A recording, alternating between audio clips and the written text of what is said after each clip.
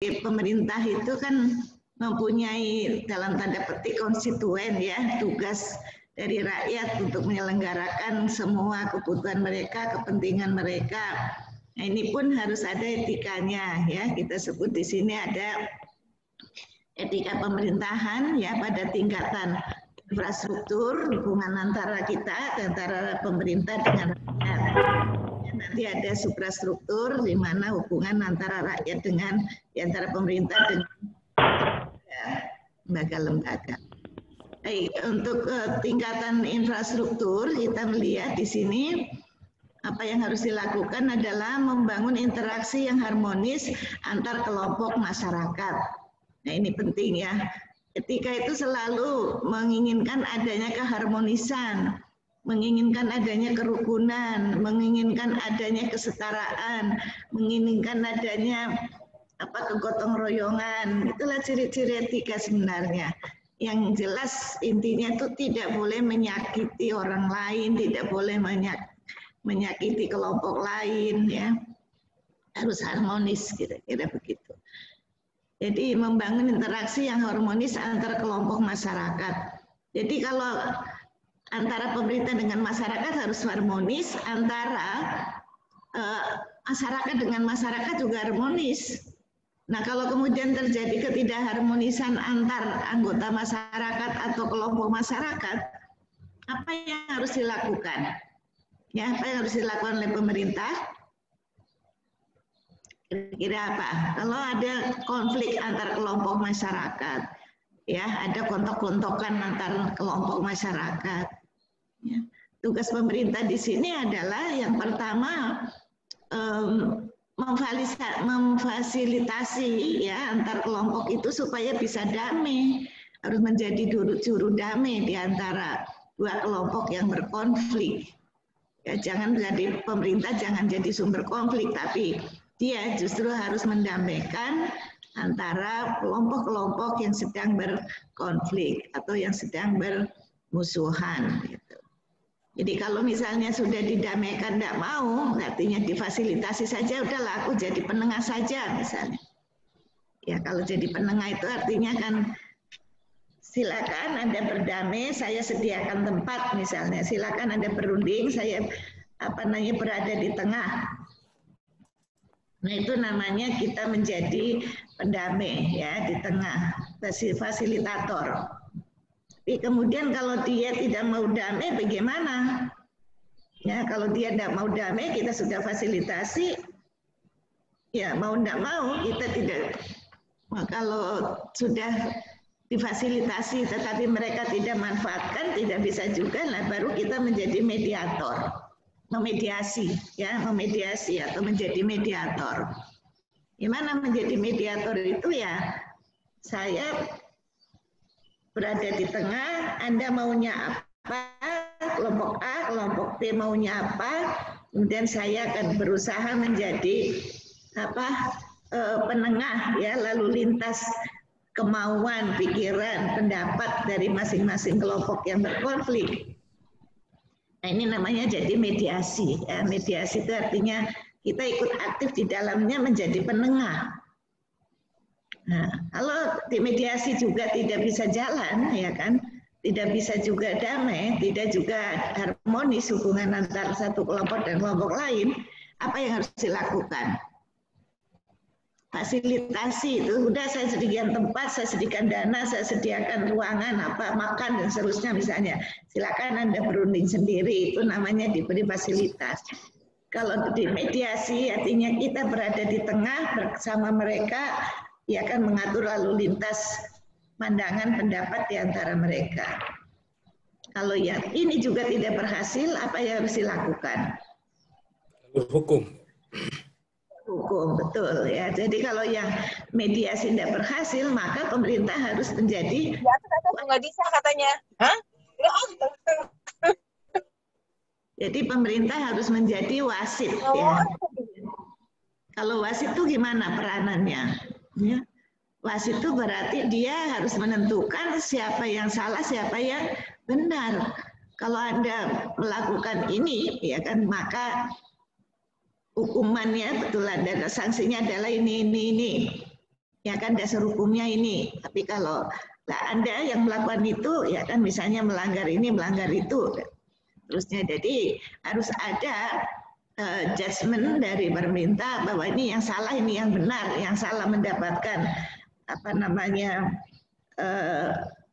hukuman atau sanksi, dan yang benar saja kalau ada nama baik yang tercemar harus direhabilitasi, misalnya seperti itu ya. Jadi kalau sudah tidak berhasil mendamaikan, tidak berhasil memediasi, maka jadi wasit. Kalau sudah jadi wasit, maka berhak untuk menentukan siapa yang salah, siapa yang benar, sanksi apa yang akan diberikan. Itu bisa ditentukan oleh wasit. Ya, itu. Kemudian yang kedua, bagaimana hubungan dalam infrastruktur itu memperkuat civil society ya, civil society itu ya yang sekarang ini terkenal dengan ya kelompok-kelompok masyarakat ya kan, organisasi-organisasi sosial, LSM misalnya. Kenapa ini perlu diperkuat ya? Sebenarnya kalau idealnya itu memang ini diperkuat supaya mereka itu bisa berperan, berfungsi untuk ikut mendidik masyarakat juga. Ya kan, civil society itu sebenarnya partner pemerintah dalam bekerja untuk menyelaraskan hubungan antar masyarakat juga dalam rangka mendidik warga negara supaya dia itu paham dan taat akan hak dan kewajibannya, tahu, paham, dan juga melaksanakan apa yang menjadi kewajiban-kewajibannya, mau dengan kewajibannya. Ya, inilah apa sebenarnya peran itu bisa ikut masyarakat ya, supaya menjadi warga negara yang baik. Itu sebabnya maka harus diperkuat. Meskipun dalam praktek ada yang seperti yang kita harapkan, ya itu bukan yang ideal kan. Yang idealnya mereka itu ikut membantu pemerintah, kan dia masuk di dalam segitiga good governance ya kan. Dia menjadi unsur dalam penataan pengelolaan pemerintahan yang baik bersama pengusaha, bersama pemerintah. Ya, sehingga dia menjadi unsur yang berperan penting seharusnya. Ya, kalau mungkin ada teman-teman di Pemda yang menghadapi LSM sering kesal, ya itu sebenarnya bukan yang seharusnya. Oke, yang berikutnya menampung aspirasi masyarakat dalam pengambilan keputusan. Ya, dalam pengambilan keputusan itu jangan lupa ya kan apa yang dikehendaki oleh masyarakat itu diakomodir, ya kan, didengar, ya kan, didengar dan juga kalau bisa ya kan diikuti gitu. Ya, jadi menampung aspirasi itu merupakan hal yang sangat penting supaya bisa diwadahi keinginan-keinginannya, diwadahi kebutuhan-kebutuhannya. Ya. Sebab kalau tidak ya bisa jadi masalah ya. Kalau sekarang ini ada demo-demo yang banyak, mungkin persoalannya pada ini aspirasi yang mereka harapkan merasa tidak ditampung kan bisa. Ya barangkali kalau misalnya secara substansi sudah ditampung tapi secara proses dia tidak terlibat, bisa saja kemudian menganggap ini kan keinginan saya belum diikuti atau keinginan saya tidak ditanggapi, seolah-olah kesannya seperti itu. Jadi menampung aspirasi itu merupakan bagian dari etika pemerintahan dalam hubungan antara pemerintah dengan masyarakat. Yang berikutnya, kalau sudah ditampung tentu harus meneruskan aspirasi itu ke tingkat suprastruktur. Ya, kalau namanya juga dalam proses pengambilan keputusan, yang mengambil keputusan kan lembaga-lembaga yang berwenang. Misalnya untuk membuat undang-undang ya DPR bersama pemerintah, Perda DPRD bersama dengan eksekutif. Ya, jadi di sini kalau sudah ditampung jangan hanya didiamkan ya, tetapi harus lanjutkan ya pada tingkatan suprastruktur untuk menjadi keputusan yang aspiratif, keputusan yang diharapkan oleh masyarakat. Memang sering menghadapi dilema juga kita, bagaimana kalau masyarakat bertentangan, yang satu ke sini, yang satu ke sana misalnya. Ya, inilah tugas pemerintah untuk mengharmoniskan, mempertemukan antara berbagai kepentingan dalam satu wadah kebijakan. Ini merupakan tugas yang tidak bisa diabaikan, bahkan harus dilaksanakan. Yang berikutnya ada entrepreneurship pejabat pemerintah ya untuk kepentingan publik.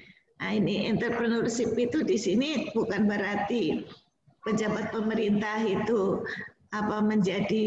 menjadi pengusaha ya, tapi jiwa kewirausahaan itulah yang diambil. Spirit kewirausahaan itu diambil dalam rangka untuk memenuhi kepentingan masyarakat atau kepentingan publik. Ya, contohnya itu adalah bagaimana entrepreneurship di dalam pemerintahan itu ialah membangun misalnya membangun konsep baru ataukah membangun program-program baru yang ditujukan untuk kepentingan masyarakat. Bagaimana supaya masyarakat itu bisa lebih mudah di dalam mengatasi persoalan-persoalannya. Misalnya saja di sini ya. Saya dapat WA ini teman-teman ini di grup itu cerita. Ini ada petani-petani mangga di Cirebon katanya ya. Sekitarnya itu kesulitan menjual mangganya. Jadi bagaimana siapa yang bisa membantu mereka di antara grup itu? Pada siapa yang bisa membantu mereka? Ya kan? Paling tidak membelilah secara online misalnya gitu, ditawarkan oleh mereka. Tapi menurut saya ya memang itu kan usaha mereka untuk meminta atau mengajak teman-teman untuk membeli.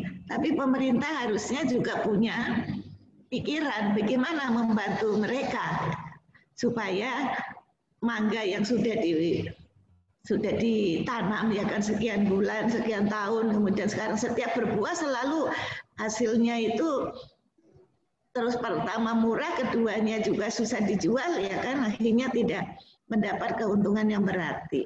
Nah, di sini diperlukan entrepreneurship dari pejabat pemerintah setempat ya kan, bagaimana membantu petani mangga ini ya, supaya misalnya jangan sampai dipinteri oleh tengkulak-tengkulak ya gitu. Dipinteri itu apa ya bahasanya itu.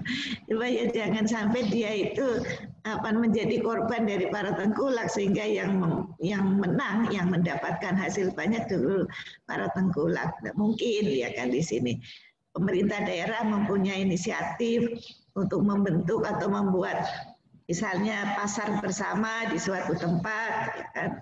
Misalnya di sekitar pemberhentian rest area misalnya jalan tol, di situ dibuat tempat khusus misalnya.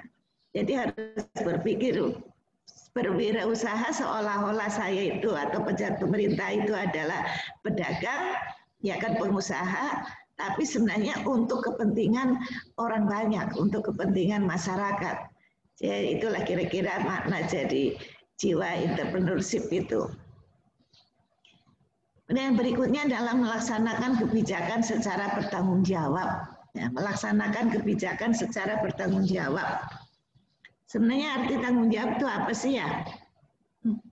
Hendaknya kalau secara harafiah tanggung jawab ya berani menanggung dan menjawab kan gitu secara harafiahnya. Ya, tapi tentu mempunyai makna yang lebih dalam dari itu ya. Jadi mampu menjelaskan apa yang dilaksanakan atau yang dikerjakan ya kepada masyarakat ya. Jadi mampu menjawab apa yang terjadi, apa alasan-alasan yang diberikan sehingga dia melakukan tindakan tertentu ya, menjelaskan alasan-alasannya, latar belakangnya, situasinya. Kemudian bertanggung jawab artinya juga berani menanggung risiko. Ya, ini penting ya. Jadi orang yang bertanggung jawab itu berani menanggung risiko. Kalau dia membuat kebijakan salah ya ada risikonya. Kalau dia itu mengambil keputusan yang merugikan ya kan, misalnya merugikan masyarakat atau merugikan negara atau merugikan Pemda, ya dia harus menanggung risikonya ya. Jadi tidak boleh terlalu gegabah di dalam mengambil keputusan. Mengambil keputusan itu kan ada di dalam prinsip-prinsip hukum. Salah satunya adalah prinsip kehati-hatian. Ya, prinsip kehati-hatian harus dipakai sehingga kita tidak akan mengalami atau menerima risiko yang berat seandainya terjadi penyelewengan atau penyimpangan atau kesalahan di dalam pembuatan kebijakan itu. Ya, saya kira ini yang menyangkut etika pada tingkatan infrastruktur. Kalau ada komentar boleh ya, silakan. Pak Edi Sulaiman, selamat datang, silakan. Apakah mau ada komentar? Belum, nggak apa-apa kalau belum ya. Belum, Ibu. Ya, nggak masalah. Oke. Nah, ya. Kemarin sudah kita katakan bahwa salah satu fungsi daripada etika itu adalah menjadikan pemerintahan itu menjadi makin adil dan makin berwibawa atau makin kuat. Jadi kalau pejabat pemerintah, pemimpin pemerintahan, segala unsur dalam pemerintahan itu melaksanakan norma-norma etika, ya tentu dia akan menjadi lebih kuat, lebih legitimit, ya kan, lebih absah. Ya, nah, untuk itu sebenarnya keabsahan tidak hanya diperlukan dari sisi hukum, tidak hanya diperlukan dari sisi peraturan perundangan, ya, tapi juga dari sisi religius.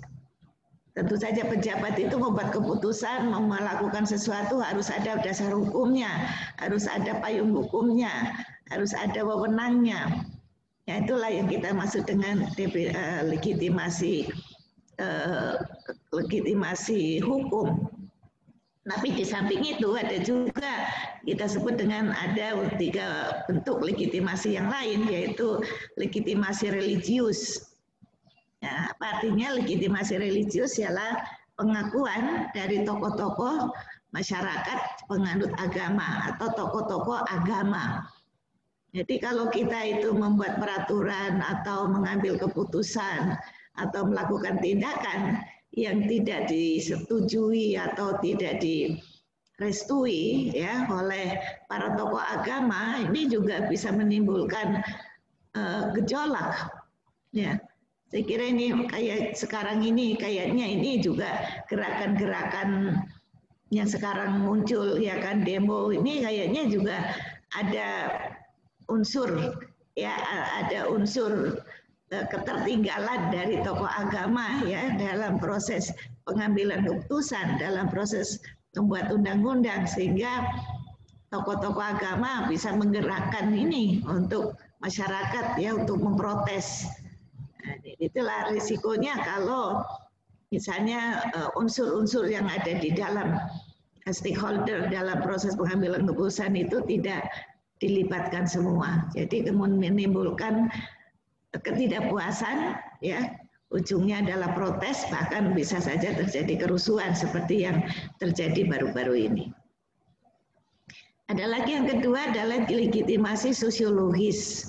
Nah, apa yang dimaksud dengan legitimasi sosiologis adalah keabsahan, ya kan, yang bersumber dari dukungan masyarakat, kesepakatan dengan masyarakat. Jadi masyarakat itu punya norma-norma sendiri, di samping norma agama ada juga norma sosial, ya kan, yang ada di dalam adat istiadat, yang ada di dalam norma-norma masyarakat yang bukan adat, tapi norma-norma sosial yang bukan adat pun ada, kebiasaan misalnya yang sudah berlaku. Ada semacam nilai yang sebenarnya dihayati oleh sebagian besar masyarakat di situ yang harusnya juga diikuti oleh pemerintah. Misalnya kebiasaan dalam masyarakat ya. Misalnya kalau mau panen misalnya atau setelah menjelang panen misalnya ada kebiasaan melakukan ada selamatan atau apa ya kan.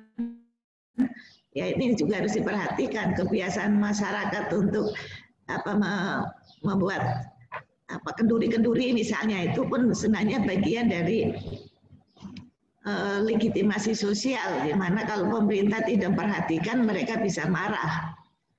Misalnya tentang nilai-nilai, misalnya nilai-nilai korupsi, ya. Nilai-nilai korupsi itu sebenarnya sebagian besar masyarakat itu menolak, tidak boleh, tidak merestui adanya korupsi, ya. KKN itu termasuk, apalagi penyelewengan dari pejabat pemerintah itu. Kalaupun tidak diatur dalam hukum adat, tetapi masyarakat itu menyadari bahwa korupsi itu adalah perbuatan buruk, sehingga pejabat yang korupsi harus dihukum. Nah, inilah nilai-nilai sosial yang ada yang membuat kita itu harus mengikuti dan harus memperhatikan. Jadi nilai-nilai yang baik yang ada di dalam masyarakat itu merupakan modal sosial yang kita pakai untuk bisa menyelesaikan persoalan-persoalan yang ada di dalam masyarakat yang harus juga dipakai oleh pemerintah supaya kebijakannya atau implementasinya menjadi lebih efektif. Yang berikutnya adalah legitimasi etis, yaitu melihat kesesuaian implementasi antara legitimasi etis, legitimasi moral, dan hukum. Nah, etika itu menyambung atau mengintegrasikan norma-norma yang ada di dalam hukum, yang ada di dalam masyarakat, ya, yang ada di dalam adat istiadat dan sebagainya, sehingga terjadi keharmonisan, tidak saling tabrak, tapi bagaimana supaya semuanya bisa diadopsi.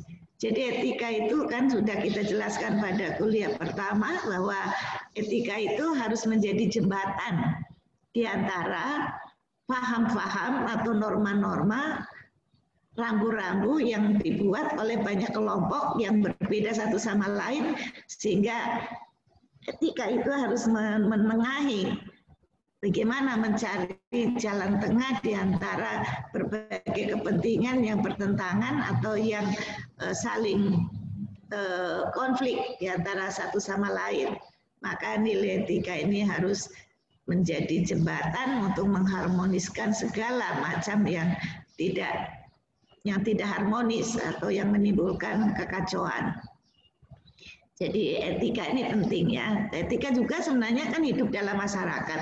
Jadi dia juga masuk di dalam legitimasi sosiologis, ya sebenarnya. Etika juga kan harus memperhatikan aspek hukum. Jadi kalau ada pelanggaran hukum itu pun sebenarnya sudah pelanggaran etika. Bahkan sebelum terjadi pelanggaran hukum yang kita sebut jelas secara material, ya melanggar pasal sekian, kalau tidak ketahuan sebenarnya sudah terjadi pelanggaran etika. Pelanggaran etika itu kalau ketahuan itu menjadi pelanggaran hukum. Kalau tidak ketahuan menjadi pelanggaran moral. Ya, nah yang banyak yang tidak ketahuan tetapi dirasakan tentu saja oleh orang-orang yang melakukan atau ada dampaknya terhadap masyarakat yang kadang-kadang tidak diketahui siapa yang melakukan, apa sebenarnya yang terjadi, tetapi dampaknya itu dirasakan. Misalnya korupsi itu sebenarnya masyarakat secara langsung tidak merasakan ada uangnya yang diambil, ada uangnya yang hilang. Tapi sebagai sebuah sistem di dalam kenegaraan itu, uang negara yang hilang itu secara tidak langsung itu merugikan masyarakat. Ya, oleh karena itu maka kalau pelanggaran nilai-nilai hukum atau norma-norma hukum terjadi, maka secara tidak langsung nilai-nilai etika juga sudah dilanggar, berarti masyarakat juga sudah dirugikan secara tidak langsung. Saya kira itu.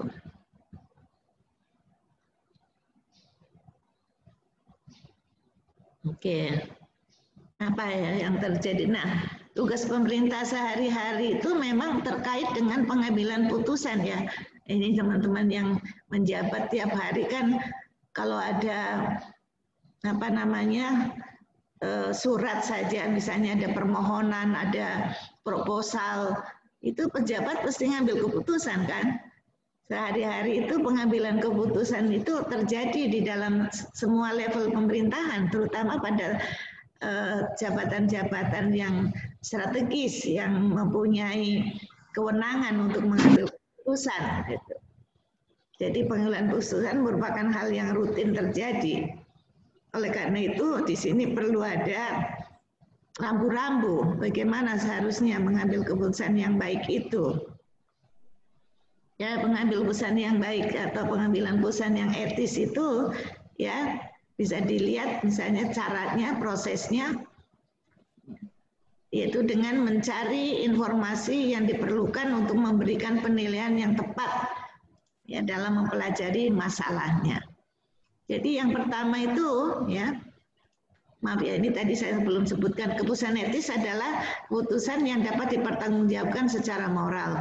Nah, langkah-langkahnya adalah mencari informasi yang akurat ya terkait dengan persoalan yang akan diselesaikan. Apa sebenarnya masalah yang terjadi?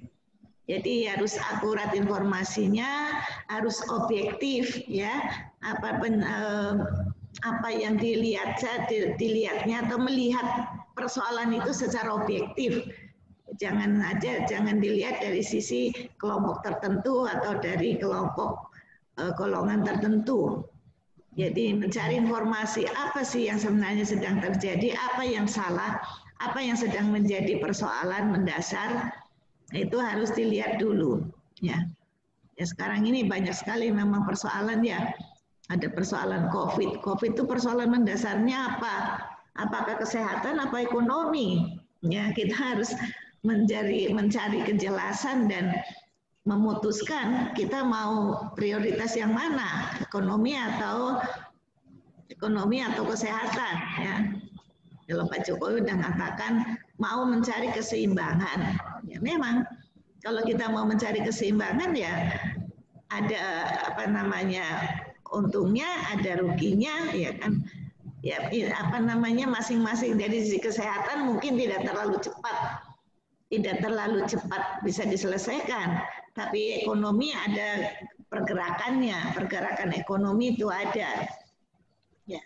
Tapi kalau misalnya kita mau mengambil kesehatan sebagai prioritas, ekonomi ditinggalkan dulu, misalnya lockdown ya mungkin cepat, tapi kolapsnya juga terlalu berat ya, ekonominya jadi terlalu jatuh misalnya sehingga susah untuk bangun lagi, atau memang orang yang terkendala atau karena dampak daripada kebijakan itu juga akan mengalami masalah yang terlalu lama. Ya, jadi persoalan-persoalan itu harus diteliti dan diidentifikasi dengan jelas ya, sehingga keputusan yang akan diambil itu adalah keputusan yang tepat. Ya, kalau tidak mencari betul apa persoalannya, akar masalah ada di mana, ya nanti bisa salah gitu. Nah, ini tadi ya, jadi mencari informasi yang diperlukan ya untuk penilaian yang tepat. Ya, ini mempelajari masalah secara mendalam. Yang kedua, mempertimbangkan argumen-argumen yang pro dan yang kontra. Ya, nah ini memang tidak ada sih satu keputusan yang semuanya baik, semuanya mendukung. Biasanya ada pro dan kontra, itu selalu ya. Selalu ada pro dan kontra. Yang satu setuju, yang lain tidak. Ya. Nah, memang di sini diperlukan adanya kebijaksanaan ya atau kearifan bagaimana menanggapi persoalan-persoalan yang di sana ada pro dan kontra untuk bisa mencari solusi. Solusi yang akan dicari itu selalu menghadapi pro kontra. Kita harus mencari yang mana. Ya, secara umum sebenarnya kita sering mencari mana yang paling kuat argumentasinya, mana yang paling kuat alasan-alasan dasar-dasarnya. Ya, gitu. Ya, argumennya yang pro dan yang kontra itu didengar semua. Nah, sebenarnya kalau proses pengambilan keputusan ya yang terkait dengan dialog dalam memberikan masukan, argumen-argumen ini dibuat sebelum keputusan itu diambil, ya sebenarnya dimatangkan, memang lebih matang keputusannya.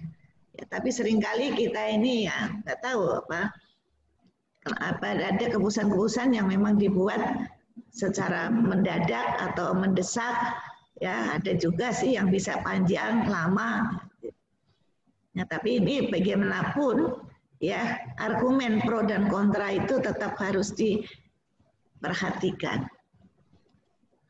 Yang ketiga, meminta nasihat pada orang-orang yang dianggap bijak atau ahli di bidangnya. Ya, jadi kita itu nggak usah panas telinganya, ya karena misalnya kita meminta nasihat atau pendapat dari orang-orang ahli di bidangnya, kemudian tapi tidak sesuai dengan yang diinginkan, kemudian kita sakit hati atau panas telinga, ya kan? Nah, kemudian jadi emosi. Sebenarnya kita harus netral saja kalau misalnya ada orang yang memang ahli di bidang tertentu, kemudian dia memberi nasihat untuk itu, ya kita harus dengar, ya kita harus perhatikan. Ya misalnya kalau sekarang ini memang ada masalah kompleks COVID ini, COVID, ada yang ahli epidemiologi, ya kan, ada ahli vaksin, ada ahli macam-macam. Ya kita harus dengar semua apa yang dinasihatkan oleh mereka sehingga pengambilan keputusannya itu lebih tepat, lebih akurat dan bisa lebih komprehensif. Yang keempat, mengikuti prosedur hukum yang berlaku. Oke, etika itu memang jalurnya harus hukum. Artinya apa? Prosedur hukum yang berlaku di dalam proses pengambilan putusan ya harus dijalani semua, harus dilaksanakan. Misalnya di dalam Undang-Undang nomor 12 apa ya, tahun 2011 tentang tata urutan peraturan perundangan, ya itu kan ada proses pembuatan keputusan peraturan perundangan, ya dalam hal ini peraturan perundangan kan ada proses-prosesnya. Sebenarnya tidak jauh dari ini, ya, tapi ada misalnya saja salah satunya harus ada uji publik. Nah ini saya kira penting ini kalau kita mau mencari informasi yang betul-betul diperlukan, ya tentu kita harus uji publik. Kalau kita mau melihat argumen-argumen yang pro dan yang kontra, ya kalau rancangan peraturannya tidak dibuka kepada umum, kita mana mau tahu argumen yang tepat dan yang tidak tepat, atau mana yang tahu betul dan yang tidak tahu betul. Jadi rancangan peraturan itu seharusnya dibuka untuk umum terlebih dulu sebelum diketok sebagai sebuah keputusan yang akan mengikat semua orang yang terkait dengan peraturan itu. Ya, jadi langkah-langkahnya sebenarnya secara hukum harus diikuti, tidak bisa tidak. Karena melanggar hukum berarti juga melanggar etika. Oke, silakan kalau ada yang mau komentar. Ini Pak Mansur tuh ya. Silakan, selamat datang. Assalamualaikum Pak Mansur. Oke. Assalamualaikum wabarakatuh, Prof. Iya, silakan. Tadi, Prof. Yuk. Baik, belum ada yang mau komentar? Nah, jadi kalau halo, ya silakan, siapa? Prof. Siapa? Enggak ada yang mau bicara, belum? Ya, Fajar, Prof. Oh, Fajar. Nggak kelihatan. Nggak kelihatan. Ya, silakan Pak Fajar. Halo. Iya, ya, halo. Silakan Pak Fajar. Ya, Bu. Ya, Prof. Silakan. Maaf, koneksi di tempat saya agak kurang bagus. Tapi ini, tadi mengenai etika orang masukan, lalu kemudian bagaimana kita atau pemerintah merespon, gitu, Prof. Saya tertarik bertanya, bagaimana kalau kemudian tidak disampaikannya semacam kajian atau naskah akademis atau analisis, atau kadang-kadang juga bahkan draftnya pun tidak disampaikan, itu sebagai bagian dari strategi. Artinya di sini saya melihat ada strategi yang tabrakan dengan etika yang seperti Prof sampaikan.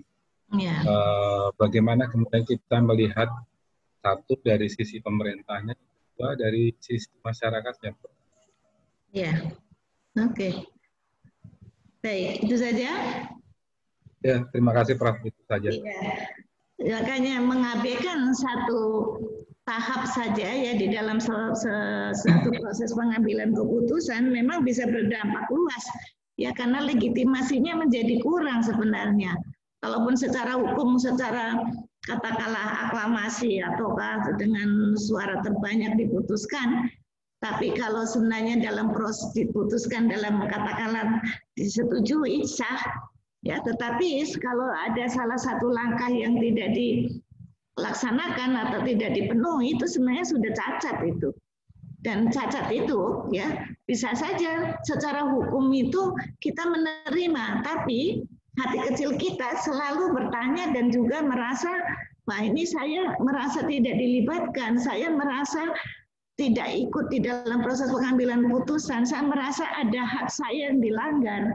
Ya kan, jadi kalaupun peraturannya disahkan tetap sah saja, karena peraturan itu kalaupun kita misalnya nggak setuju, kalau sudah diketok itu ya sudah dianggap semua orang setuju, semua orang harus mengikuti.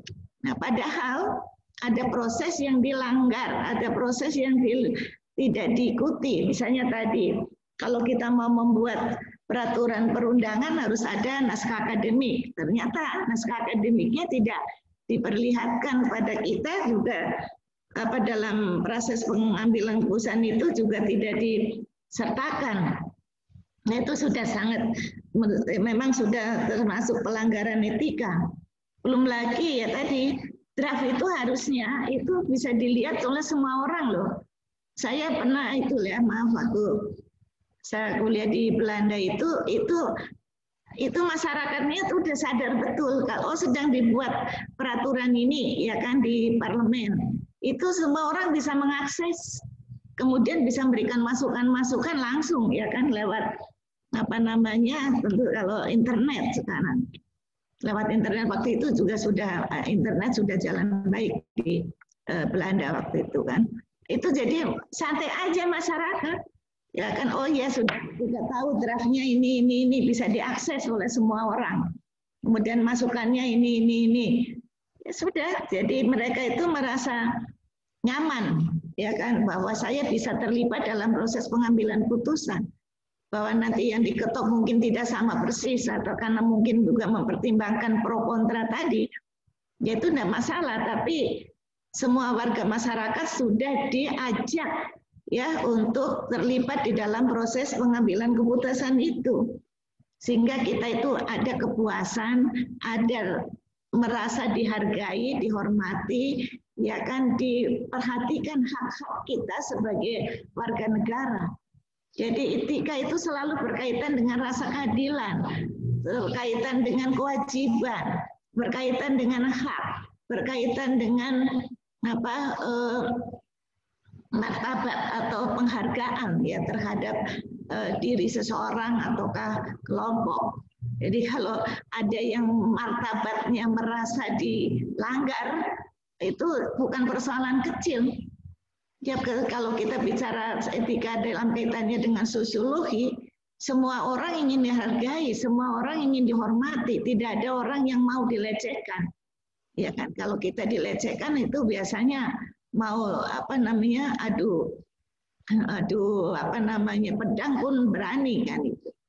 Oleh karena itu penting di sini supaya yang namanya pemerintah, makanya di Indonesia terutama di PDM kita menyebutkan aparatur pemerintah itu sebagai pamong, yaitu namanya tugasnya memang harus ngomong segala lapisan masyarakat, semua warga negara dihargai hak-haknya, ya kan, dan juga disadarkan akan kewajiban-kewajibannya, sehingga tidak melanggar hak orang lain, tidak melanggar martabat dan kehormatan dari warga negara yang lain. Ya, jadi penting di sini ya supaya sebenarnya keterbukaan dalam proses pengambilan keputusan itu yang menurut saya itu kadang-kadang masih lemah. Tahu-tahu sudah ada, tahu-tahu sudah jadi. Ya, kalau misalnya ini masalah undang-undang ini juga, kalau lihat itu hanya sepotong-sepotong, itu pun draft yang mana? Kadang-kadang draft yang beredar katakanlah di di internet ya, ternyata bukan itu yang dibahas. Makanya sering salah. Oh, menurut yang saya baca di internet ini, tapi ternyata yang dibahas adalah itu. Ya sebenarnya kita maklum karena ada draft yang itu, draft pertama, draft kedua, draft ketiga, setelah dibahas kan jadi draft, misalnya jadi draft pertama, setelah dibahas jadi draft kedua, dan seterusnya. Mungkin kita itu hanya menerima draft pertama, setelah itu ada draft-draft berikutnya yang kemudian akan dijadikan sebagai dasar pengambilan keputusan, ternyata tidak sempat kita baca. Itu karena updating data itu biasanya sering terlambat. Kita itu punya situs-situs internet, bukan website ya, yang terkait juga dengan pengambilan keputusan, tetapi seringkali datanya itu kalah cepat ya, tidak update ya. Sudah lebih cepat proses yang ada di parlemen daripada data yang dimasukkan, yang dijadikan sebagai konsumsi publik. Nah, itulah maka penting di sini transparansi untuk semua bahan yang akan dijadikan sebagai isi peraturan perundangan. Oke, terima kasih Pak Fajar. Masih ada yang lain? Sekali lagi Pak, boleh tambah? Boleh Pak Fajar, silakan. Saya sepakat dan memang keterbukaan sekaligus untuk memahami secara sosiologi, pertama di Undang-Undang 12 sudah disampaikan bahwa masukan atau aspirasi masyarakat itu penting, Prof. Yeah. Bagian dari masyarakat yang percaya dengan itu. Tapi melihat fenomena sekarang juga memang terkait dengan taktik, mohon arahan terkait dengan sudut pandang akademis, Prof. Ketika kemudian ada pengaburan soal data, pengaburan soal drafting atau informasi, lalu kemudian ketika itu sudah menjadi tereskalasi dengan baik, kemudian terkesan ada usaha-usaha untuk mengesankan bahwa partisipasi itu dilakukan dan itu kemudian diglorifikasi. Gitu.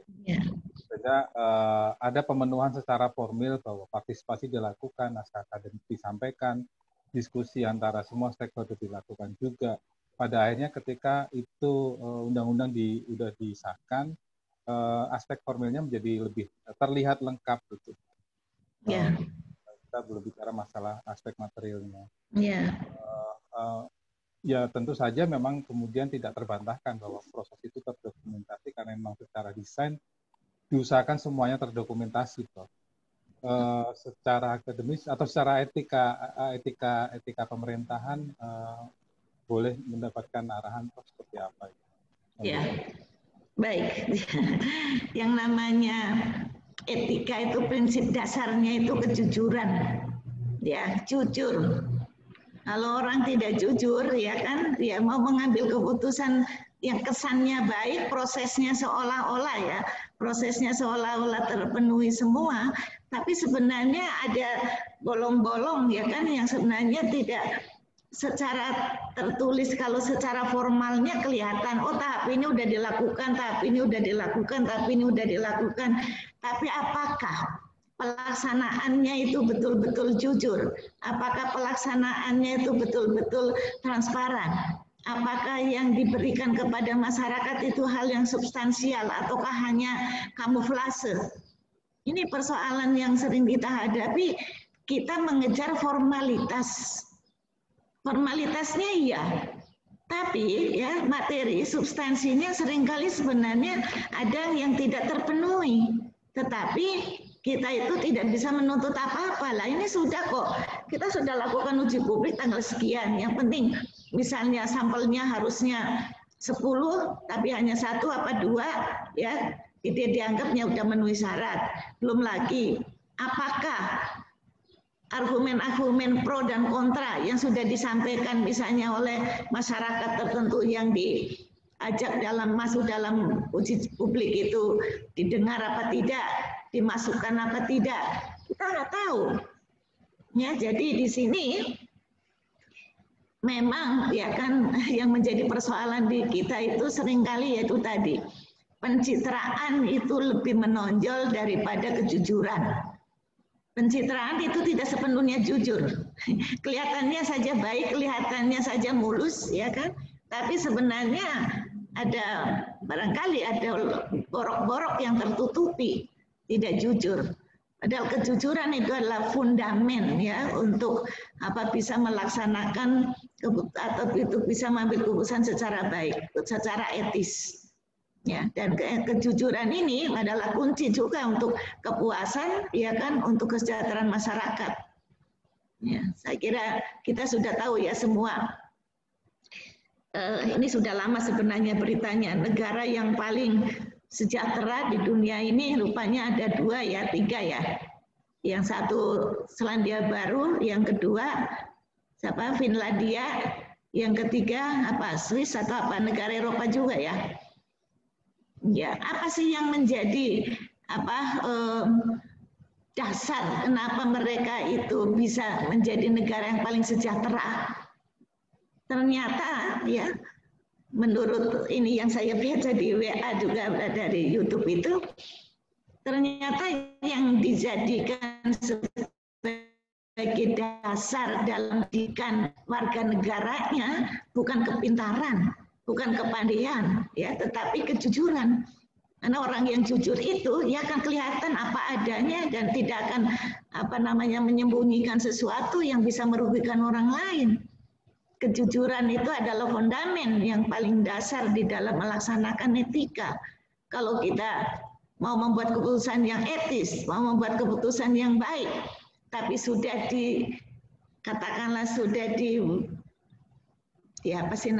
disimpangi ya aspek kejujurannya, ya sudah ada unsur-unsur kecurangan atau ketidakjujuran, ketidaktransparan misalnya, itu artinya sudah cacat. Itu tidak akan memuaskan dan tidak akan membuat kita itu sejahtera, merasa adil, diperlakukan adil. Tidak adil, tidak setara, tidak sejahtera, tidak happy jadinya. Padahal tugas dari pemerintah ya menciptakan kebahagiaan bagi warga masyarakatnya, bagi rakyatnya gitu. Ya, jadi betul itu adalah partisipasi yang sifatnya itu partisipasi semu, ya, itu juga menunjukkan ketidaketisan atau satu hal yang tidak etis. Partisipasi semu banyak. Ya tadi kita yang penting secara formal sudah tanda tangan, apakah saya memberikan sesuatu kontribusi yang positif apa negatif, ya kan, apa bermanfaat apa nggak penting tangan, itulah partisipasi semu, ya kan, melaksanakan kewajiban itu cara bertanggung jawab itu, ya, itu tidak hanya sekedar melaksanakan apa yang hafal di Garut, ya, tetapi juga melibatkan hati nurani, ya kan, melibatkan tanggung jawab sebagai sebagai pejabat pemerintah atau sebagai pengambil keputusan itu sendiri. Ya kan, kita kan bisa merasakan orang yang bekerja dengan sekedar melaksanakan kewajiban dengan bekerja dengan rasa tanggung jawab. Ya kan, bekerja dengan penuh tanggung jawab. Kalau Anda atau kita, ya kan, masuk kantor sudah fingerprint sudah absen. Setelah itu saya mau main game atau mau kelantang-kelantung di kantor misalnya, yaitu secara formal saya sudah punya bukti bahwa saya masuk kantor. Kalau mau dihitung disiplin itu dari rajinnya masuk kantor, ya itu sudah sudah memenuhi syarat. Menjadi pegawai yang bertanggung jawab harus dilihat dari kinerjanya, harus dilihat dari apa yang dikerjakannya, apa hasilnya, apa produknya. Nah, ini yang itu hanya formalitasnya, hanya melihat partisipasi semu, ya, hanya melihat citranya, tapi isinya dipertanyakan. Nah, kita ini harusnya isi itu penting. Orang itu akan berbuat sesuatu yang terbaik, turun membuat setelaahan telaahan misalnya ada kasus sosial terjadi di suatu atau konflik sosial di suatu tempat, bikin telaahan apa yang terjadi sebenarnya, mengapa begini, mengapa begitu. Ya, kemudian kalau kita ini pegawai yang betul-betul hanya untuk menu formalitas, tulis saja lah apa yang ada ditulis, ya. Tetapi kemudian diberikan pada saya itu sudah memenuhi syarat ya. Tetapi apakah isi telaahannya itu betul-betul memberi solusi? Apakah logis? Apakah masuk akal? Apakah bisa diterima? Apakah runtut? Ya, itu persoalan lain. Kalau kita hanya menulis asal ada tulisannya, itu memenuhi syarat formal. Tapi belum memenuhi syarat sebagai pegawai yang bertanggung jawab. Nah, etika menuntut tanggung jawab itu tidak ada persyaratan formal. Ya, jadi di sini penting ya, melaksanakan kewajiban tidak hanya sekedar melaksanakan kewajiban secara formal, tapi harus diikuti dengan rasa tanggung jawab. Gitu. Ya, saya kira gitu ya, Pak Fajar. Terima kasih atas partisipasinya. Kalau masih ada, boleh juga kita diskusi. Oke, baik, silakan, Mas. Ya, silakan. Mau bicara Anda? Ya, terima kasih, Prof. Ya, Pak Nofli, silakan. Ini suara saya bisa didengar, Prof? Oh, keras. Dari mana sih ini? Di Mas Nofli di mana? Pondok Bambu, Bu. Oh, ya, Pondok Bambu jelas banget suaranya. Pondok Bambu. Iya, iya, silakan. Asal nggak di penjara ya. Terima kasih, Prof. Silakan. Ya, di samping penjara. Terima kasih, Prof. Saya sangat setuju dengan apa yang Prof sampaikan bahwa terkait pengambilan keputusan secara etis itu dilandasi dengan pertanggungjawaban secara moral yang dilandasi dengan kejujuran. Ya. Tadi Prof juga menyampaikan bahwa negara yang contoh-contoh negara yang makmur itu adalah masyarakatnya semuanya berlandaskan kejujuran. Ya. Dan mungkin kita sama-sama ketahui sekarang sedang ada demo-demo yang mungkin cenderung anarkis yang menyikapi rancangan undang-undang atau yang sudah jadi undang-undang Cipta Kerja. Kan kami juga dari Direktur Jenderal Kekayaan Intelektual, khususnya di Direktorat Merek, kami ada pasal-pasal yang kami masuk, kami juga diundang pada saat pembahasan.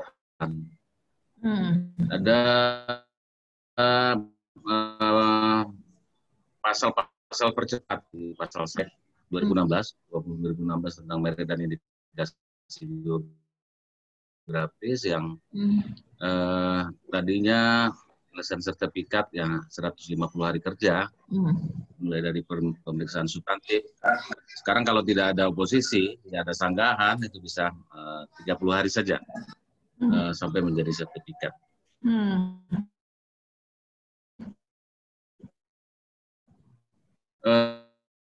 Saya melihat dalam anggota Dewan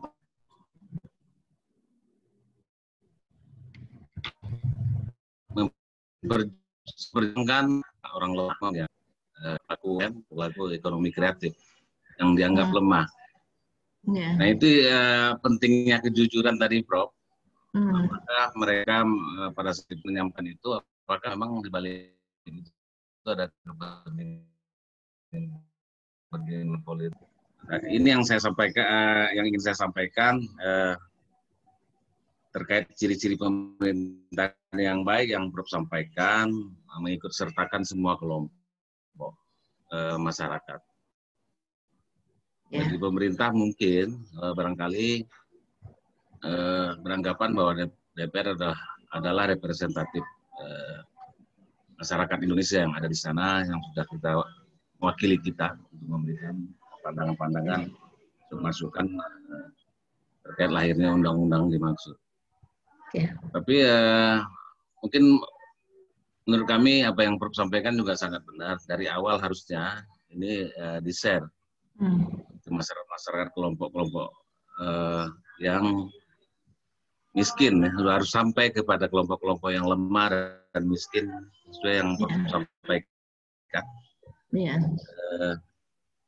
Ini kelompok-kelompok yang menurut kami kalau digesek sedikit saja, ini banyak aktor-aktor mungkin barangkali yang terlibat di sini, mungkin saja draft-draft yang dibaca oleh masyarakat miskin, yang bersentuhan dengan masyarakat yang lemah, yang bersentuhan langsung dengan buruh, itu tak membaca jadinya seperti apa undang-undang itu. Mungkin yang dibaca draft 1, padahal itu kami saja sampai 3 kali 4 kali datang. Kalau dibaca di draft 1 mungkin nggak mewakili, tapi terakhir hasilnya sangat memuaskan atau menguntungkan masyarakat miskin dan lemah. Nah, saya pikir kalau memang itu perlu sosialisasi sebelum diundangkan, ini kan juga mungkin perlu cepat, ya. Apalagi dengan adanya COVID, pemerintah juga mengambil risiko ini. Tapi sebetulnya kalau kami melihat sosialisasi itu penting dari awal. Memang masyarakat harus di-guidance, dibuka saja, sehingga masyarakat itu bisa betul masyarakat lemah, masyarakat miskin itu dari awal itu sudah dilibatkan dalam proses pengambilan keputusan. Saya pikir itu, Bro. Yang paling penting, saya sangat sependapat dengan apa yang Prof sampaikan. Harusnya para anggota Dewan itu harus jujur menyampaikan aspirasi mereka untuk masyarakat miskin dan lemah. Terima kasih, Bro. Baik, terima kasih Pak Nofli Nasir. Baik, kalau saya memang menilai ya persoalan yang sekarang ini, kenapa terjadi ketidakpuasan, ya memang ada di masalah kejujuran ini, Pak. Jadi masyarakat itu curiga, kecurigaan ini terjadi. Kenapa? Karena sepertinya tidak yakin bahwa anggota DPR itu tulus ya di dalam membuat undang-undang itu. Apa betul? Sekarang kan yang menjadi katakanlah senjata pemerintah ya untuk menenangkan masyarakat kan ini UMKM itu menjadi primadona yang akan dibantu, yang akan dimudahkan dan lain-lain kan itu. Ya mungkin itu yang memang yang pas ya kan untuk dikemukakan. Tapi di balik itu ada yang masih gelap, ada hal yang masih gelap yang dicurigai. Ada apa di balik ini semua kan? Kayaknya curiganya itu kenapa kok dalam masa yang sedang katakanlah konsentrasi untuk menangani masalah COVID, kenapa kok dicepat-cepetin gitu loh. Ya kan justru karena masyarakat juga lagi tidak konsentrasi untuk bisa mengkritisi yang terkait dengan peraturan perundangan yang baru, sedangkan memikirkan ekonomi, memikirkan sakit, itu sudah beban yang berat, masih harus mengkritisi lagi persoalan-persoalan yang terkait dengan politik, terkait dengan aturan peraturan-peraturan yang di DPR ya. Jadi itu sebenarnya berangkat dari kecurigaan yang menimbulkan ketidakpuasan. Ya, jadi kalau sudah curiga itu biasanya ya yang bekerja emosi, tidak lagi normal akal pikiran kita kan. Itulah makanya penting lah, biar lambat asal selamat mungkin itu bisa dipakai dalam proses pembuatan perundangan di negara kita sekarang ini, terutama dalam masa-masa darurat. Orang dalam masa darurat itu persoalannya memang kompleks, ya tidak hanya memikirkan masalah negara, masalah pribadi saja sedang rumit kan itu. Ya jadi penting di sini betul anggaran sosialisasi kan selalu ada, ya kan? Kenapa itu tidak dijadikan sebagai katakanlah titik tolak ya kan dari awal? Saya sebenarnya juga termasuk yang tanda tanya ini Pak, barangkali Pak Nofli bisa jawab. Itu kan ada 79 peraturan perundangan yang digabung ya Pak ya. Artinya digabung itu artinya disarikan, kemudian jadi undang-undang baru. Apakah digabung sehingga bunyi masing-masing peraturan perundangan yang lama itu masih utuh gitu. Ya hanya perubahan-perubahan sesuai dengan tentu saja hasil pembahasan. Tapi saya tidak tahu apakah isi pasalnya misalnya ada 100 misalnya merupakan dari 79 undang, saya membaca sepotong nggak ada bedanya sampai ke sana gitu. Mungkin Pak Nofli bisa memberi penjelasan. Maaf ya, ini mumpung ada orang yang kompeten menjelaskan. Jadi izin Prof. Ya.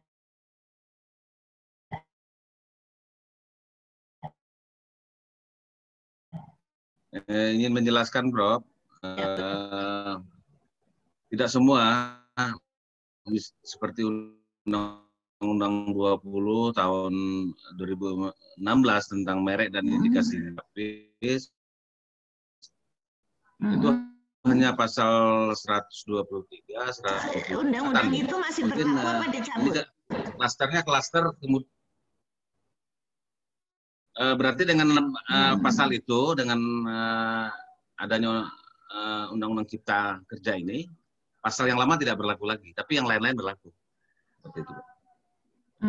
Oh gitu. Karena klaster kemudahan berusaha, itu ada klaster perubahan berusaha, mungkin dianggap percepatan sertifikat merek yang terlalu lama, itu yang dipercepat. Seperti itu. Mungkin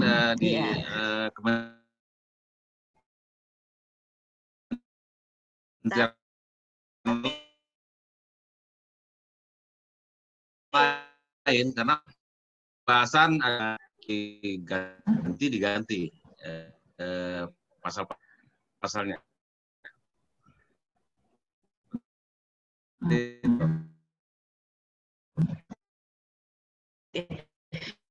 Berarti ya kan sebenarnya yang dianggap penting sudah, tapi undang-undang lama, undang-undang yang saya pernah yang agak paham itu nomor 12 U3 tentang kerjaan itu, ya itu kan diambil itu yang pasal-pasal mengenai outsourcing dan lain-lain. Kemudian undang-undang nomor 12 sendiri itu ini memang bergantian, kalau tidak selesai untuk lagi besoknya gitu loh.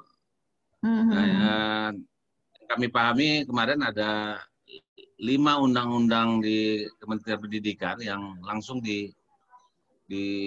oleh menterinya langsung dicabut, semuanya dicabut. Ada undang-undang terkait saya lupa, ada 5 undang-undang di Kementerian Pendidikan yang langsung dicabut. Mungkin dianggap menghambat prestasi, memperlama proses kemudahan berusaha atau percepatan peningkatan pelaksanaan rancangan undang-undang cipta itu sendiri. Oke, baik, terima kasih. Jadi berarti pakarnya ini masuk jam sekian, pakar itu nanti masuk di sesi sekian atau di klaster ini ya gitu ya. Oh, baik. Terus yang tahu secara komprehensif siapa dong? Hanya anggota DPR aja ya?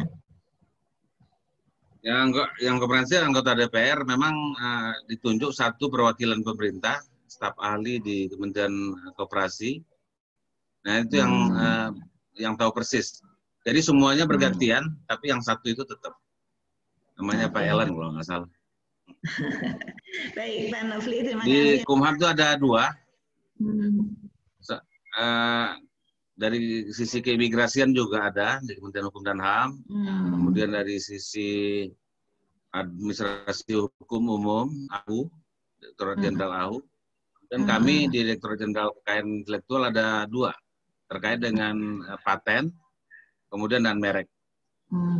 Baik.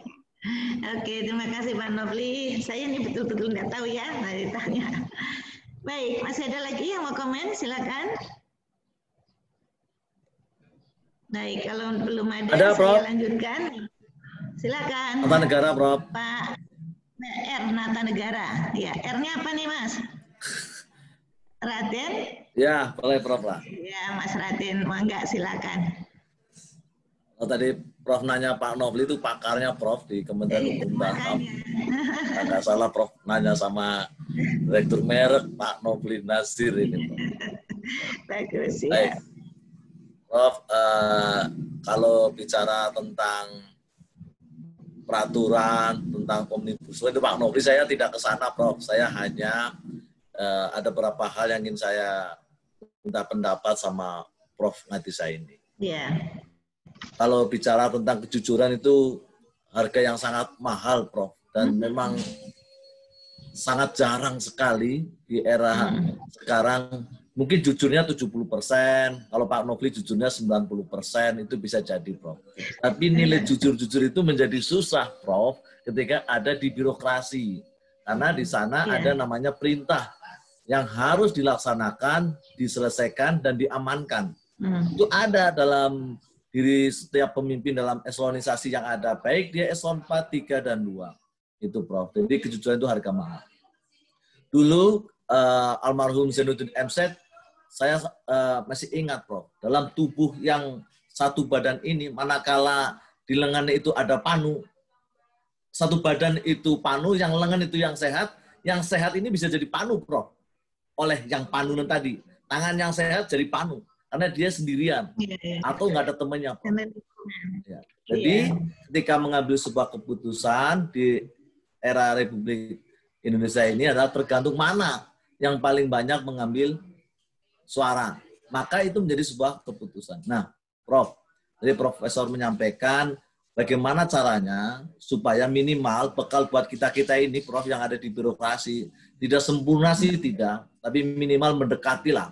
Kata Pak Nofli ini ada unsur pembelaan kepada masyarakat yang kurang beruntung itu, Prof. Syukur bahagia ke depan mungkin Pak Nofli jadi menteri, mata kuliah profesor ini diberikan semuanya kepada ASN di Kemenkumham, Prof. Biar mereka punya etika, attitude, dan etis yang baik. Mohon pencerahannya, Prof. Terima kasih. Baik.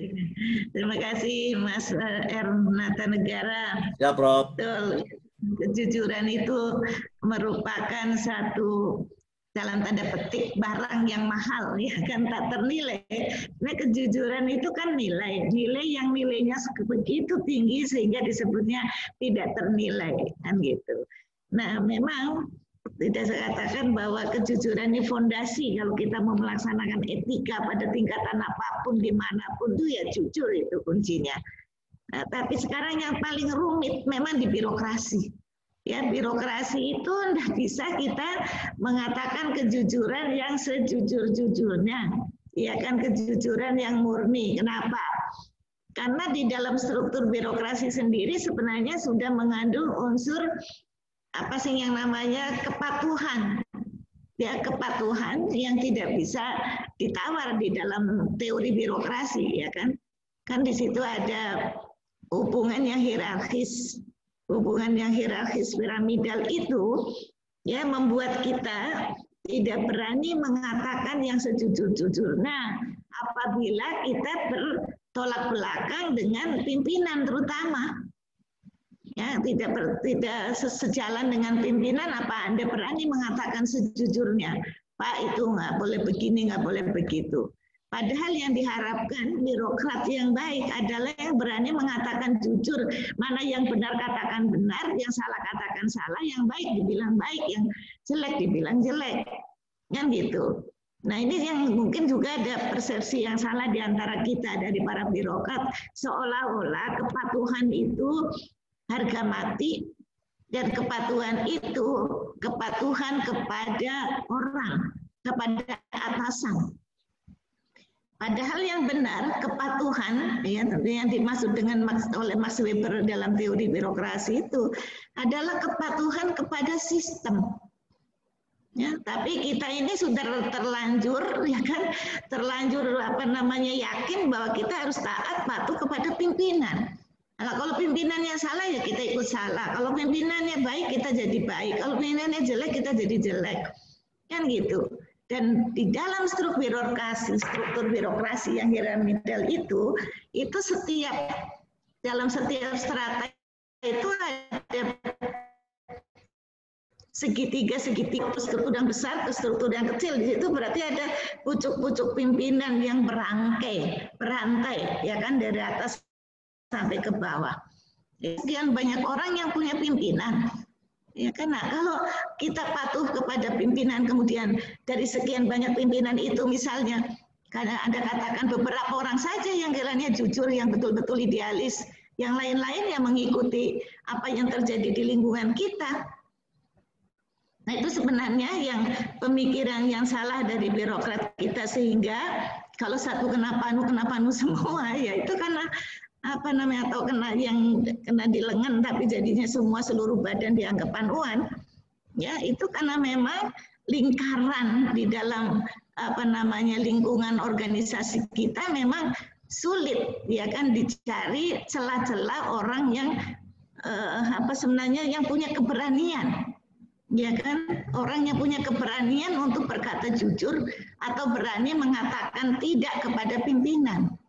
Padahal sebenarnya ya birokrasi itu sebenarnya lebih tahu ya daripada pejabat politik atau atasan kita. Katakanlah Anda ya kan di kementerian itu, menterinya itu Anda itu lebih tahu tentang bagaimana tata kerja di dalam organisasi pemerintahan. Ya, tetapi atasan Anda sebagai orang yang baru masuk dari politik, mungkin dari pengusaha dan lain-lain, sebenarnya tidak banyak tahu tentang bagaimana cara kerja di dalam birokrasi. Nah, sayangnya ya Anda yang sudah tahu itu tidak berani mengatakan apa yang seharusnya. Nah, kalau pimpinannya mau begini ya begini harus diikuti. Padahal perlu telaahan, perlu masukan ya dari para birokrat yang berani jujur tadi. Pak, seharusnya ini di sini misalnya melanggar rambu-rambu ini, yang ini bisa berakibat ini akan berakibat itu dan seterusnya. Nah, ini yang jarang kita dapati adalah para birokrat yang berani mengatakan kelemahan-kelemahan yang katakan yang ada pada pimpinan atau celah-celah yang jelek, yang tidak etis yang dilaksanakan oleh pimpinan yang Anda tidak berani mengatakannya. Begitu ya kan. Jadi tidak ada, kalau kita di PDN ini disebutnya sebenarnya ingin membentuk birokrat yang kritis. Nah, ini tidak ada birokrat yang kritis, susah sekali itu. Sampai sekarang akademisi saja nggak kritis, apalagi birokrat. Ya, tapi ini sebenarnya sudah penyakit yang sedemikian mengganggu sebenarnya kan. Akademisi saja sudah semuanya oke, anggota DPR-nya juga semuanya sama, apalagi birokratnya mana berani. Tapi yang ideal, ya kan, saya kan bicara mengenai etika itu kan norma, ya norma-norma itu, norma moral itu berarti harus bicara yang seharusnya, yang ideal. Harusnya Anda bisa mengatakan tidak atau paling tidak, tentu saja ada etiketnya, bagaimana cara menyampaikan kepada pimpinan bahwa yang Bapak rancang atau yang Bapak rencanakan itu kurang pas karena akan berakibat ini, peraturannya begini, ada telaahan yang jujur yang diberikan oleh Anda seharusnya. Ya, jadi di sini penting bagi para birokrat seharusnya berani jujur menghadapi pimpinan, ya kan, untuk mengatakan apa yang seharusnya dan apa yang tidak boleh dilakukan. Ya, kalau saya sih senang, pernah saya diingatkan anak buah kan, saya ingin waktu itu saya ingin anggaran untuk ada nggak itu karyawan supaya bisa sekali-sekali kita pergi bareng kan gitu. Terus saya minta cobalah dianggarkan supaya ada tabungan atau apalah biaya duka atau apa pokoknya untuk karyawan gitu, anggarkan saja gitu. Ya saya ingin seperti itu, tapi ternyata bagian keuangan saya waktu itu memperingatkan, nggak bisa Bu, ini yang ada peraturan begini. Nah itu maunya kayak gitu loh, ya kan? Ada yang mengatakan ini salah loh, kalau dilakukan resikonya ini gitu loh. Berani nggak Anda mengatakan kepada pimpinan Anda seperti itu? Memang ada pimpinan yang tipe pimpinan yang Oke, silakan katakan saja apa yang Anda mau, ya kan saya siap menerima. Tapi ada juga, nah saya itu benar semuanya, saya itu pimpinan, siapa sih yang berkuasa di sini, siapa yang paling berwenang? Biasanya yang seperti itu kan. Kalau, oh nih Pak, misalnya pimpinannya minta ini, minta itu, kemudian diserahkan kepada sekda atau kepada Anda di birokrasi, kemudian Anda saja, ya. Kalau tidak Anda tolak, loh, yang jadi pimpinan saya apa kamu? Kan gitu. Ngomong gitu, berani ngomong kan? Iya. Gitu. Tapi harus ada keberanian kalau Anda jujur, niat baik pasti. Sebenarnya asal disampaikan dengan cara yang etis. Kita harus tahu selahnya. Selah pimpinan itu masing-masing orang beda loh. Ada pimpinan yang pokoknya kalaupun dia mau menerima, kalau dia sendirian, ya kan, misalnya menghadap dan begini tadi, Bapak punya pandangan begini, mungkin begini, itu mungkin kalau sendirian bisa nerima. Tapi kalau dibantah di depan rapat, dia akan fight. Kalaupun sebenarnya dia udah tahu salah, tidak akan mundur. Maka harus dilihat bagaimana tipe pemimpinnya itu. Ya, kalau berani, Anda berani jujur, insya Allah birokrasi akan baik. Gitu. Oke, terima kasih. Ada lagi yang mau bicara? Terima kasih, Prof. Terima kasih, Prof. Terima kasih, Pak Nata Negara. Baik, saya sampaikan satu slide lagi. Ini waktunya tinggal sedikit. Oke, ciri-ciri pemerintahan yang baik. Coba Anda lihat slide-nya. Yaitu mengikut sertakan semua kelompok atau sebanyak-banyaknya kelompok, ya sebanyak-banyaknya. Kalau tidak semua, tapi ya sebanyak-banyaknya, berusaha sebanyak-banyaknya. Begitu ya.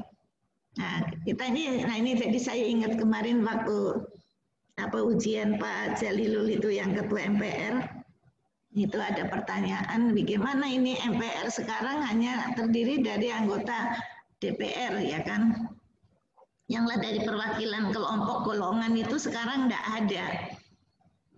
Apakah ini juga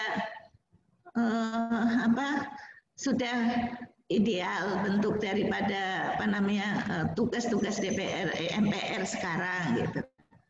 Ya memang ya, peraturan perundangannya seperti itu, tapi sebenarnya di samping wakil partai dulu itu ada wakil golongan ya.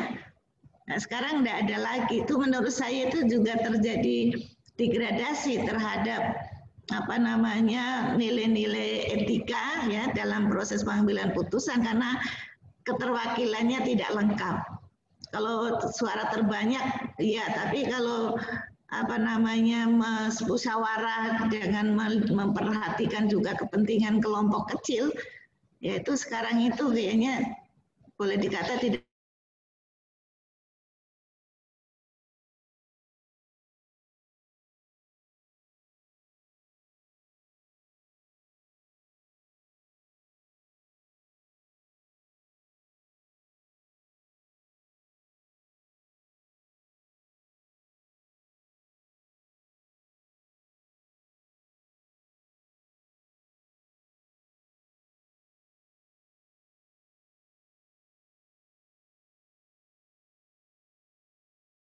Itu penting supaya kita semua merasa puas, merasa diperhatikan dan tidak ada rasa ketidakadilan. Rasa ketidakadilan ini mendalam. Kalau dilanggar itu lama sembuhnya dan bisa berakibat fatal. Yang keempat, menjamin adanya supremasi hukum. Oke, etika dan hukum itu harus berjalan.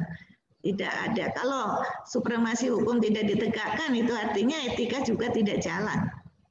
Ya, karena etika itu yang di permukaannya adalah hukum, yang di bawahnya adalah moral. Moral itu, hukum itu harus dilandasi oleh moralitas, yang di sini adalah etika itu. Yang kelima, menjamin bahwa prioritas-prioritas politik, sosial, dan ekonomi didasarkan pada konsensus masyarakat. Nah ini, konsensus sekali lagi, kebersamaan, kesetaraan, ya kan, pengakuan ya terhadap aspirasi yang berasal dari bawah. Ini jangan lupa ini, jangan ditinggalkan ya. Karena massa ini kalau sudah berkumpul, dia sudah tidak ingat lagi tidak lagi memperhitungkan untung rugi, mati hidup. Ya, makanya sebelum itu terjadi, ya, masalah-masalah yang terkait dengan persoalan masyarakat di bawah harus diperhatikan, disatukan, ya kan, menjadi konsensus bersama.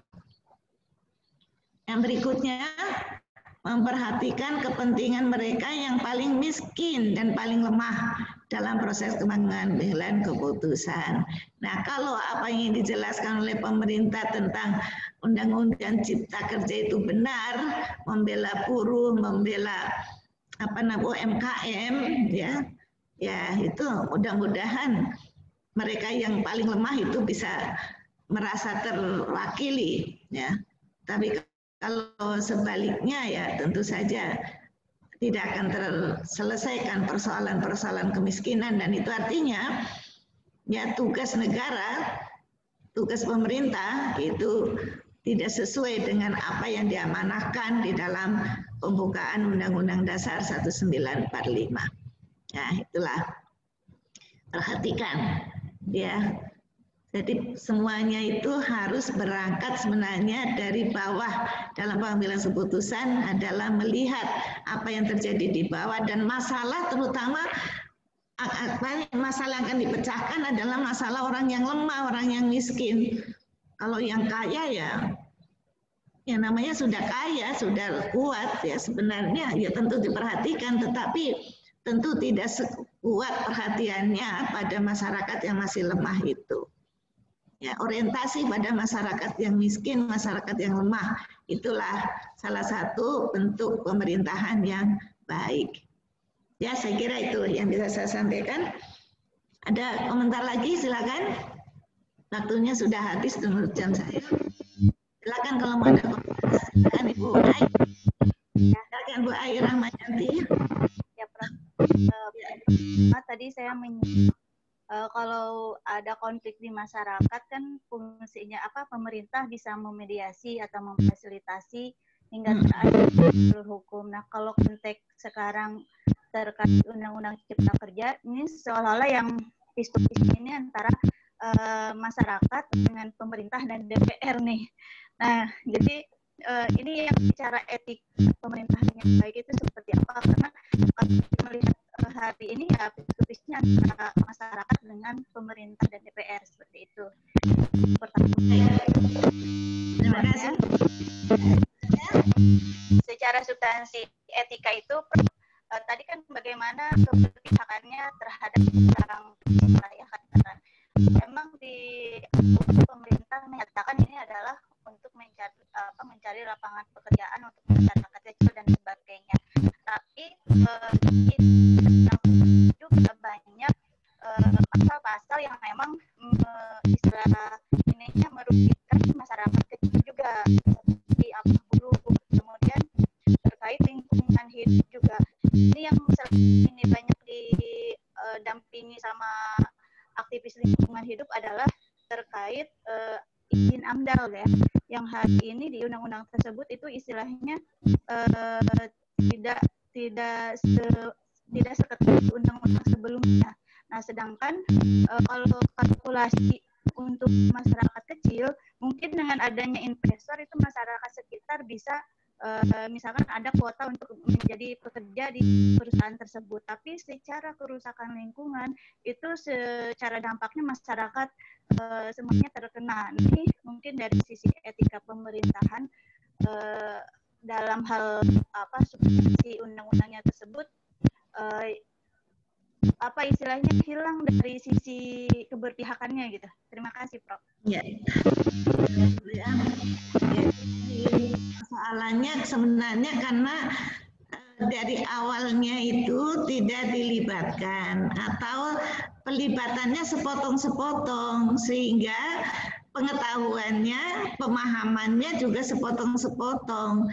Bahkan karena sepotong-sepotong kemudian didukung dan fakta-fakta lapangan di luar yang mereka amati, misalnya kok kita ini disuruh lockdown kan, yang saya baca itu di media sosial, kita disuruh lockdown, ya kan, tapi kenapa kok tenaga asing tetap masuk gitu ya kan. Nah itu kan kemudian menjadi sumber kecurigaan. Wah betul kalau yang direncanakan oleh pemerintah mau membuat undang-undang ini betul-betul untuk kepentingan buruh masyarakat kecil ya, sedangkan yang dilihatnya itu bukan itu, ya kan, investor yang asing yang diutamakan, bukan investor dalam negeri. Tenaga kerjanya juga tenaga kerja asing, bukan tenaga kerja dalam negeri. Banyak investor yang masuk lakatan perusahaan-perusahaan besar ya, seperti Freeport, Nickel, yang Australia yang emas itu di Sumbawa itu, Newmont misalnya. Berapa banyak sih orang yang bekerja di sana? Ya kan, nah masyarakat itu kan karena butuh lapangan kerja, kita banyak pergi ke luar negeri, di sana disia-sia mencari pekerjaan yang demikian sulit di Indonesia, ya ternyata yang di Indonesia makan diberikan kepada orang-orang dari negara lain, ya kan. Nah itulah yang kemudian menurut mereka itu kurang pas. Takutnya ya oke lah, kita sepertinya dininak bobokkan dengan undang-undang itu, tapi khawatir nanti prakteknya sebenarnya bukan membela mereka, tetapi justru menjadi katakanlah bumerang ya bagi para buruh gitu. Nah di sini dalam menghadapi konflik antara, ini kan sebenarnya konflik vertikal antara pemerintah, DPR dengan rakyat, ya kan? Ini konflik vertikal. Bagaimanapun pemerintah itu ya tidak boleh meninggalkan rakyat, apalagi wakil-wakil rakyat. Tadi yang bicara wakil-wakil rakyat, yang namanya wakil rakyat sudah dipilih melalui pemilu dengan anggaran yang sangat besar, harusnya kan berorientasi pada kepentingan rakyat, berpihak pada rakyat. Ya kan, nah, di sini kebetulan DPR dan pemerintah dalam satu kubu ya, yang menurut rakyat yang berdemo itu tidak berpihak kepada rakyat. Ya harusnya pemerintah itu tetap saja berperan tadi untuk menjadi mediator atau menjadi, saya kira jangan wasit, karena wasit itu kan sudah terjadi nih bahwa pemerintah itu menganggap diri benar. Pemerintah jangan berhadapan-hadapan dengan rakyatnya sebagai musuh. Nggak bisa, masyarakat itu adalah tanggung jawab pemerintah untuk mensejahterakannya, untuk mendamaikannya, untuk membahagiakannya. Jadi kalau konflik dengan rakyat, pemerintah tidak boleh berlaku sepihak bahwa dia adalah orang yang melanggar, orang yang memusuhi, ya kan, sehingga harus dilenyapkan. Nggak bisa. Ya kan, ibaratnya pemerintah itu adalah orang tua, anak-anak yang sedang berada di dalam posisi yang labil tetap harus dirangkul, ya kan, tetap harus diberikan kasih sayang, diberikan penjelasan-penjelasan dengan baik, diberikan bukti-bukti dan contoh-contoh yang baik untuk menunjukkan bahwa dia itu ikhlas membela rakyatnya. Jadi karena pemerintah itu berhadapan-hadapan dengan rakyat, maka rakyat dikendalikan oleh rakyat itu sendiri yang punya kemampuan mengkoordinir orang banyak, ya kan. Nah seharusnya ya jangan berhadapan-hadapan, ya kan, anggap rakyat itu adalah tanggung jawab mereka, sehingga ya harus mendinginkan suasana, jangan memusuhi, jangan menganggap bahwa pendemo itu adalah musuh yang harus dimusnahkan, ya nggak bisa. Ya jadi penting di sini ya. Saya kira peran pemerintah adalah tetap harus berpihak kepada rakyat. Anggota DPR seharusnya juga berpihak kepada rakyat, ya kan? Ya memang masih dipertanyakan rakyatnya itu siapa. Kan pendemo itu kan tidak mewakili seluruh rakyat Indonesia. Rakyat 270 juta hanya diwakili misalnya oleh 5 juta orang misalnya dari seluruh Indonesia yang demo. Kan tidak ada hanya sekian persennya, kan tidak mewakili. DPR lebih legitimit sebagai wakil rakyat karena melalui pemilu. Tidak bisa begitu, ya, karena apa? Anggota DPR itu setelah dicap sebagai wakil rakyat, ya kepentingan rakyat ini yang diutamakan. pemerintah juga, ya kan sekarang ini kan dipilih oleh rakyat, kan juga tetap harus orientasi kepada rakyat, ya. Nah, karena itu peran dia sebagai pamong, ya, itu tetap harus dikedepankan daripada sebagai penguasa. Ya, saya kira gitu ya, Mbak. Atau yang masih perlu didiskusikan, silakan. Apakah sudah menjawab pertanyaan? Ya, Ibu Ai. Sudah, terima kasih, Prof. Oke, ya, kalau demikian, kayaknya anaknya sudah ikut nih, Mas Nata Negara. Ini punya bayi, ini umur berapa tahun tuh? Ini Mbak Ai juga punya anak kecil. Iya. Oke, terima kasih ya. Ada lagi yang mau komen? Baik, kalau tidak ada berarti untuk kuliah pada hari ini bisa kita akhiri. Terima kasih atas partisipasi Anda. Insya Allah kita akan ketemu minggu depan. Terima kasih, semoga sehat semuanya. Terima kasih, Prof. Terima kasih. Prof. Terima kasih, Prof. Assalamualaikum warahmatullahi Terima kasih, Prof. wabarakatuh. Waalaikumsalam warahmatullahi wabarakatuh. Terima kasih. Sehat selalu ya, Prof. Amin, terima kasih. Ya, jadi profesor.